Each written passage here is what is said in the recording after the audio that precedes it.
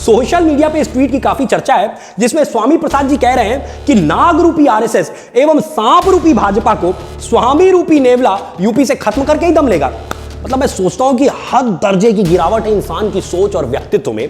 5 साल जिस संगठन में रह के आपने काम किया, आपके पास एक इंपॉर्टेंट पोर्टफोलियो था, आप कैबिनेट मंत्री थे, अब जबकि जनता के बीच में जाके अपने काम का रिपोर्ट कार्ड प्रस्तुत करना था, उस वक्त आप बता रहे कि मैं तो 5 साल सांपों और नागों के बीच में गिरा रहा। अच्छा, मैं इनसे एक सवाल पूछना चाहता हूं, आपको अपनी पुत्री से, संघमित्रा जी, बड़े आदर के साथ मैं पूछना चाहूंगा, बड़ा प्रेम करते हैं आप इनसे, मैं एक सवाल पूछना चाहता हूं कि आप अगर मानते हैं कि वास्तव में भाजपा नागों और सांपों का यहां पे समूह इकट्ठा है, तो जब आप भाजपा छोड़ के सपा में घुसे तो अपनी पुत्री को यहां क्यों छोड़ के गए? सच्चाई यह है कि आप भी जानते हैं सांप यहां पे नहीं है, सांप यहां पे है। मैं आपको अभी प्रूफ कर देता हूं। ये मंच आपने देखा होगा मकर संक्रांति वाले दिन जब ये अखिलेश जी को पगड़ी लगा रहे थे, तो आप ये देखिए इस पूरे मंच पे एक भी महिला नहीं दिखाई दे रही थी। अखिलेश जी की पत्नी डिंपल जी, जो राजनीतिक रूप से सक्रिय रही हैं, वो भी इस मंच पे नहीं थी, क्योंकि इस मंच के जो सबसे बड़े नेता हैं, नेताजी जिनको ये लोग कहते हैं, वो भी कहा करते थे कि लड़कों से गलतियां हो जाती हैं, और इसलिए ये जानते हैं स्वामी प्रसाद जी कि यहां पे ही सांप है, बिटिया को यहीं रहने दो, यहीं पे बिटिया सुरक्षित है, बिटिया यहां सुरक्षित नहीं रह सकती है। अब जरा मैं इनका भ्रम दूर कर दूं। पहली बात, जो आप ये सोचते हैं कि आप नेवला हैं, आप एक्चुअली नेवला नहीं है। कि मैंने देखिए आज हेडिंग डाली है कि नेवला नहीं बेपेंदी का घमंडी लोटा। ये वास्तव में एक घमंडी लोटा है। घमंडी क्यों जोड़ा मैंने?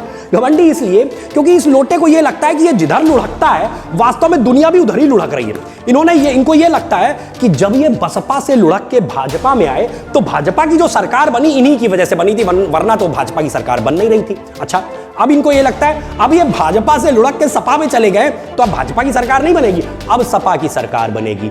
इसलिए इनको कहा कि इनको कुछ ज्यादा जरूरत से ज्यादा घमंड पाल लिया इन्होंने। इनको मैं कुछ हकीकत बयान कराना चाहूंगा, इनको हकीकत दिखाना चाहूंगा।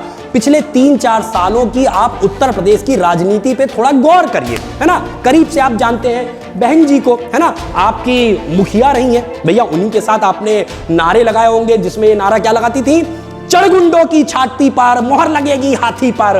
वो वाली बहन जी जिनके साथ आपने राजनीतिक यात्रा शुरू की और आपने भी ये नारे खूब लगाए होंगे, उन्हीं बहन जी को 2019 के चुनाव में यही अखिलेश जी जो आज आपको पगड़ी पहना रहे हैं, उस समय इनके पैर छू रहे थे, उनके पैर छुआ रहे थे अपनी पत्नी से।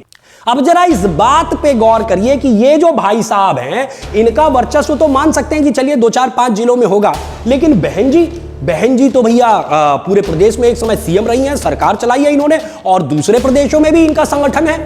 इनको जब ये मंच पे लेके आए अखिलेश जी, तब खूब डींगे मारी गई कि अब तो जो है फिर से हम जातिगत बंटवारा करेंगे। जिस जातिगत बंटवारे की बात इस मंच से अभी इन्होंने की है, स्वामी प्रसाद जी ने, उन्होंने कहा कि हम फिर से प्रदेश में जो है पूरा जातिगत बंटवारा इस प्रकार से कर लेंगे कि सपा बसपा मिल जाएंगी और 2019 के चुनाव में यूपी की 80 में से 60 सीटें जीत जाएंगे। परिणाम क्या हुआ आप सभी को याद होगा, डिंपल जी ने इनके पैर जरूर छुए, लेकिन कन्नौज की सीट भी अखिलेश यादव अपनी पत्नी को जिता ना पाए, बल्कि उनके कुछ और भाई भी चुनावी मैदान में उतरे थे उस समय 2019 के चुनाव में, वो भी सारे के सारे चुनाव हार गए। तो इसलिए स्वामी प्रसाद जी इस उदाहरण से, इस ताजा उदाहरण से आपको ये बात समझ में आ गई होगी कि उत्तर प्रदेश की जनता अब इस जातिगत डिवाइड एंड रूल की पॉलिटिक्स से उबर चुकी है। वो इस बंटवारे में नहीं पड़ने वाली, इस फेरे में नहीं आने वाली, और उसका कारण एकदम स्पष्ट है।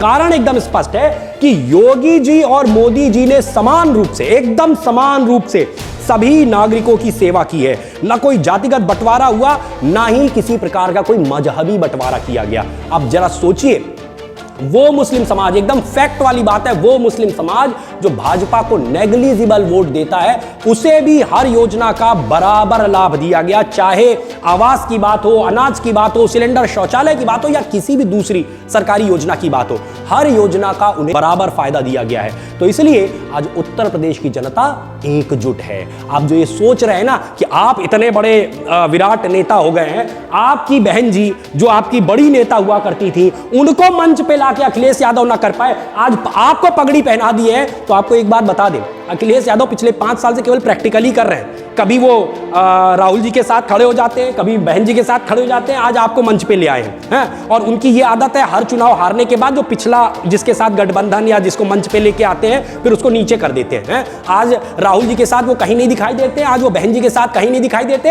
ये 2022 का चुनाव हारने के बाद आपके साथ भी ये कतई नहीं दिखाई देंगे। ध्यान रखिए। आपको एक अंतिम बात बस कहना चाहूंगा कि सूर्य सबको समान रूप से प्रकाश देता है। सूर्य सबको समान रूप से प्रकाश देता है। कोई मौसमी बादल ये सोच ले कि सूर्य से आने वाले प्रकाश को अब मैं धरती पे पहुंचने नहीं दूंगा, तो ये उसका भ्रम और उसका घमंड मात्र है। सूर्य का उगना भी तय है और बादलों का ये जो मौसमी बादल है उनका छटना भी तय है। तो आपका छटना निश्चित रूप से तय है। बाकी 10 मार्च को जनता अपना मत स्पष्ट कर देगी।